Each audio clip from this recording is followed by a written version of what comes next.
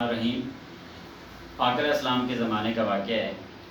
ایک صحابی آقا علیہ السلام کے پاس تشریف لے آئے اور آپ صلی اللہ علیہ وسلم کی بارگاہ میں عرض کی کہ میرے پڑوسی کا کھجور کا درخت ہے اور اس کی کچھ شاخیں میرے گھر کی طرف چپکی ہوئی ہیں، اور جیسی کھجوریں پک کر گرتی ہیں تو میرے بچے اٹھا کے وہ کھا لیتے ہیں۔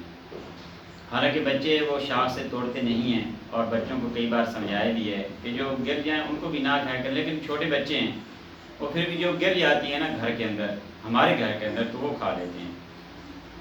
لیکن وہ جو پڑوسی ہے وہ منافق بندہ، وہ بڑا پریشان کرتا ہے، اور کئی دفعہ اس نے بچوں کو پریشان بھی کیا، انسلٹ بھی کی، اور بچوں کے منہ سے چھین لیتا ہے، تو اس وجہ سے بڑی پریشانی ہوتی ہے۔ تو سارا ماجرا بتایا جو پریشانی اس پڑوسی کی وجہ سے تھی، اور وہ بے رحم پڑوسی تھا، منافق تھا۔ تو آقا علیہ السلام سن کے تھوڑے غم زدہ ہوئے اور پھر فرمایا کہ اس درخت کو کون خریدے گا، اور اس کے بدلے جنت کا درخت اسے دیا جائے گا، جنت میں کھجور کا درخت اسے ملے گا۔ تو صحابی حضرت ابو طلحہ رضی اللہ تعالیٰ عنہ جیسے یہ بات سنی آقا علیہ السلام کی زبان مبارک سے تو فوراً دوڑے، اور وہ جو پڑوسی بے رحم تھا اس سے مذاکرات شروع کیے کہ یہ درخت آپ مجھے دے دیں، اور اس کے بدلے میں آپ کو ایک کی بجائے دو دیتا ہوں۔ پھر اسی طرح بڑھاتے گئے کھجوروں کے درخت، کیونکہ آقا علیہ السلام کا فرمان مبارک تھا، اور آقا علیہ السلام کی زبان مبارک سے یہ الفاظ نکلے ہوئے تھے کہ اس کے بدلے جنت کا کھجور کا درخت ملے گا۔ تو سبحان اللہ، کیا پیاری بات صحابہ کرام سنتے تھے اور پھر عمل کرنے کے لیے دوڑا کرتے تھے۔ اتنا جنون تھا، عشق تھا، آقا صلی اللہ علیہ وسلم سے محبت تھی۔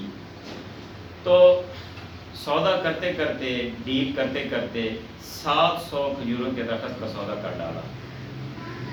ایک کھجور کے درخت کے بدلے میں اپنا پورا باغ کھجوروں کا، جس میں 700 کھجوروں کا درخت تھا، وہ دے دیے، اور اس بات کے اوپر خوشی کا اظہار کیا کہ آقا علیہ السلام نے ایک فرمان جاری کیا، اور وہ اس کو پورا کرنے کے لیے اللہ نے مجھے توفیق دی، میں وسیلہ بنا، اور یہ نیکی میرے حصے میں آئی۔